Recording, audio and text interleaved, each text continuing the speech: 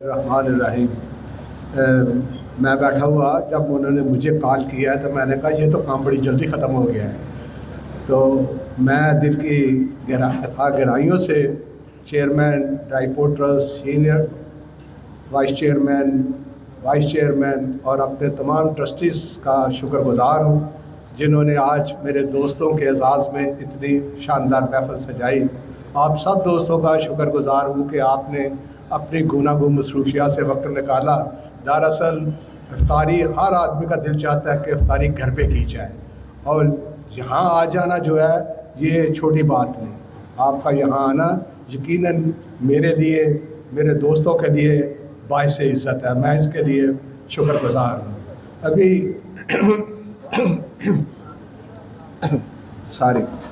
ابھی شیخ یعقوب صاحب سن لیتا ہوں۔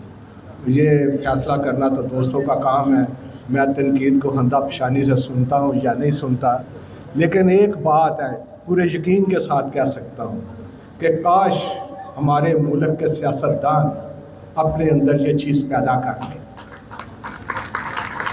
تنقید کو ہندہ پیشانی سے سنیں، مثبت انداز سے لیں، ہمارا ملک ٹھیک ہو سکتا ہے، اس میں کوئی شبہ نہیں۔ اور دوسری بات، میں کسی کی سیاست سے تو اختلاف کر سکتا ہوں، لیکن کوئی ایسی بات اگر کہی جائے تو وہ ضرور سب کو اچھی لگتی ہے، اس کا کوئی اقرار کرے یا نہیں کرے، کہ انصاف کا ترازو جو ہے نا وہ سیدھا رہنا چاہیے، انصاف کا ترازو سیدھا رہنا چاہیے۔ میں ابھی دوستوں کے ساتھ بیٹھا بات کر رہا تھا، میں نے کہا میرا خیال ہے کہ اللہ کے فضل سے ہم نے جتنی زندگی اسٹیٹ پالیٹکس میں گزاری ہے، بالخصوص سیالکوٹ چیمبر میں، تو ہم نے اللہ کے فضل میں، اور میری دعا ہے کہ ہمارے صاحب اقتدار اور وہ ادارے، ہماری عدلیہ انصاف کا ترازو سیدھا رکھے گی۔ بہت بہت شکریہ۔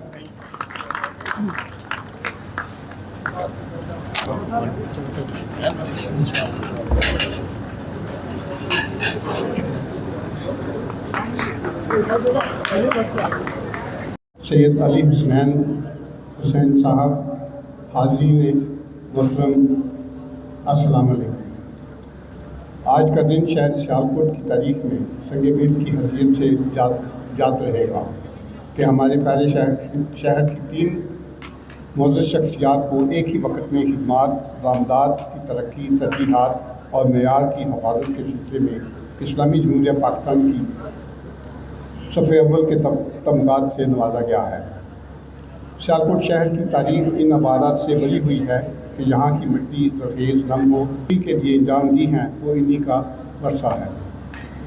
سیالکوٹ چیمبر کا ذکر ہو تو بڑوں کو مل بیٹھنے کا اپنا انداز اپنایا، وہیں نئی نسل ہمیشہ حوصلہ افزائی کا شیوا اپنایا۔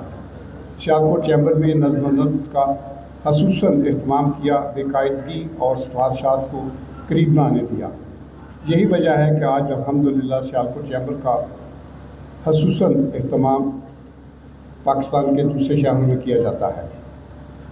سیالکوٹ ہوائی اڈے کا قیام میں لانا اور پھر اس کی بہترین تقویم کی مثال دینا مشکل ہی ناممکن ہی ہے۔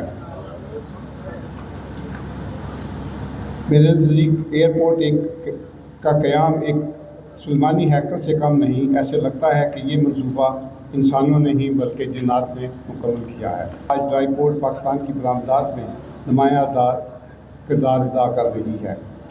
اس کی وجہ بھی شیخ اجازت صاحب کی اسپورٹس انڈسٹری کے لیے خدمات اور خصوصاً فٹ بال یقیناً قابل ستائش اور خواجہ مسعود کی ایک انتھک محنت کا نتیجہ ہے۔ سید علی حسین صاحب کی فٹ بال صنعت سے وابستہ خدمات کا سہرا بادشاہ صاحب، امید ہے کہ وہ فٹ بال کی صنعت کو نئی جہتوں سے روشناس کراتے ہیں۔ انتظامیہ کی طرف سے جناب ریاض الدین شیخ صاحب، جناب مسعود اختر خواجہ صاحب اور سید علی حسین صاحب کو اور تمام معززین مہمانوں کا شکریہ ادا کرتا ہوں کہ وہ آج ہمارے اس افطار ڈنر میں تشریف لائے اور ہماری حوصلہ افزائی فرمائی۔ بہت بہت شکریہ۔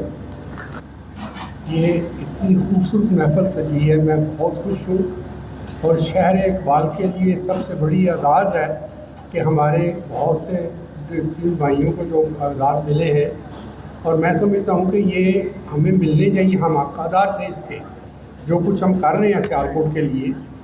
اور میں یہ چھوٹی سی گزارش کروں گا، جب ہم یو پی جی کی میٹنگ پہ گئے کراچی میں، شیخ ریاض صاحب بھی میرے ساتھ تھے، اور میں نے دیکھا کہ انہوں نے ان کو ایک دم کہا کہ آپ آئیں آگے۔ جب انہوں نے ایک دو سوال کیے تو انہوں نے کہا، انہوں نے ریفیوز کر دیا۔ تو میں نے یہ پہلے شخص دیکھے جو جنہوں کو کوئی انٹرسٹ نہیں تھا کہ میں اس عہدے کے لیے یہاں آؤں۔ اور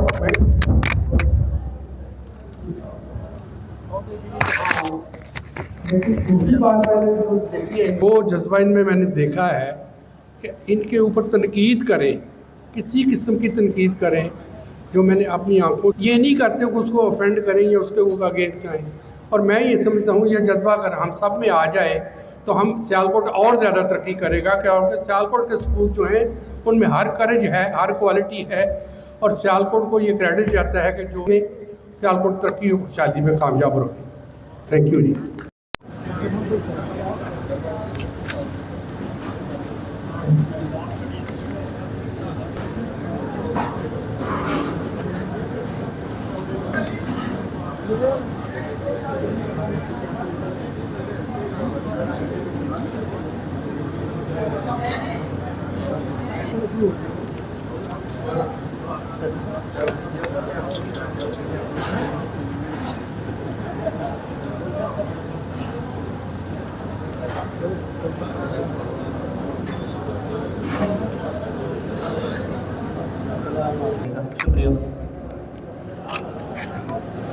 علم القرآن خلق الإنسان علمه البيان الشمس والقمر بحسبان والنجم والشجر يسجدان